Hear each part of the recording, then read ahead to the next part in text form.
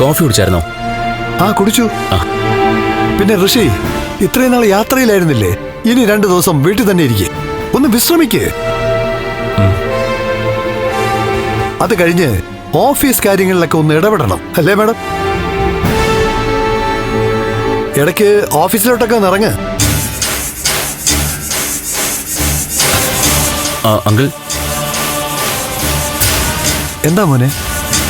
ഞാൻ തിരിച്ചു വന്നെന്നും ഇവിടെ ഉണ്ടെന്നും ആരോടും പറയണ്ട. അതെന്താ ഋഷി? ഋഷി തിരിച്ചെത്തിയെന്ന് അറിയുന്നത് എല്ലാവർക്കും സന്തോഷം ഉണ്ടാവുന്ന കാര്യമല്ലേ? ഓഫീസിലെത്തിയ ഉടൻ ഞാൻ ഈ വാർത്ത അങ്ങ് പൊട്ടിക്കുക. സ്റ്റാഫൊക്കെ കേൾക്കാൻ കാത്തിരിക്കുന്ന വാർത്തയല്ലേ?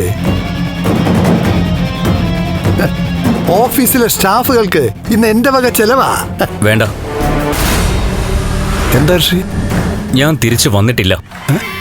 എന്താ? എനിക്ക് തിരിച്ചു വരാൻ പറ്റില്ല അങ്കിൾ. കാരണം ഞാൻ മരിച്ചു കഴിഞ്ഞ ആളാ. മരിച്ചു കഴിഞ്ഞെന്നോ? എന്ന് വെച്ചാ മാഡം, ഈ ഋഷി എന്തൊക്കെയാ പറയുന്നേ? മരിച്ചു കഴിഞ്ഞെന്ന് പോലും. ഋഷി, എന്താ കാര്യം തെളിച്ചു പറ. പറയാം. പോലീസും നിങ്ങളൊക്കെ അന്വേഷിക്കുമ്പോൾ ഞാൻ ഇവിടെ ഉണ്ടായിരുന്നു, എൻ്റെ ഈ വീട്ടില്.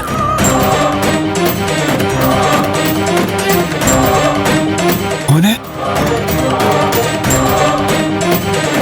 ഇന്നലെയല്ല, ഞാൻ വന്നിട്ട് 1 മാസത്തിൽ കൂടുതലായി.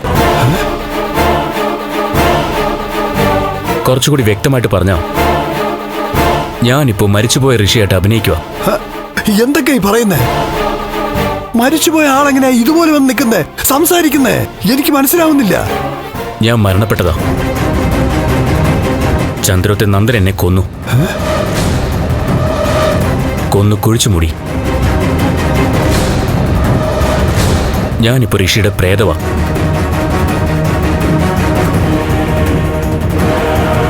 എന്താ മാഡം ഇതൊക്കെ? ഋഷിക്ക് ഇത് എന്ത് പറ്റി? സ്വബോധം നഷ്ടപ്പെട്ടോ? ഋഷിയെ കുറച്ച് ദിവസങ്ങൾക്ക് മുമ്പ് കാണുമ്പോ എനിക്കും അത് തന്നെയാ തോന്നിയേ.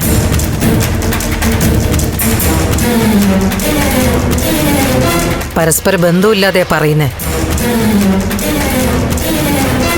പക്ഷെ സിപി, ഋഷി ചില കാര്യങ്ങൾക്ക് വേണ്ടിയുള്ള നീക്കങ്ങളുമായിട്ട് നടക്കുക. എന്ത് നീക്കം? എന്ത് കാര്യങ്ങൾക്ക് വേണ്ടി? മോനെ, എന്തായി കേൾക്കുന്നേ? എനിക്കൊന്നും മനസ്സിലായില്ല.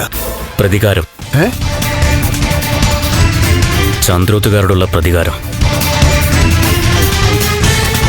പ്രതികാരത്തിന് വേണ്ടിയുള്ള നീക്കങ്ങളാ. ആദ്യത്തെ ഇര നന്ദന. അവന് വെച്ച കെണിയാ എന്റെ മരണം. അല്ല, കൊലപാതകം. അവനെ കൊണ്ട് ഞാൻ എന്നെ കൊല്ലിച്ചു. മനസ്സിലായില്ല അല്ലേ? ഇല്ല. മനസ്സിലാക്കി തരാം. ഇവിടുന്ന് ഞാൻ യാത്ര പറഞ്ഞു പോയില്ലേ? അന്ന് വഴിയിൽ ഞാൻ നന്ദനെ കണ്ടു.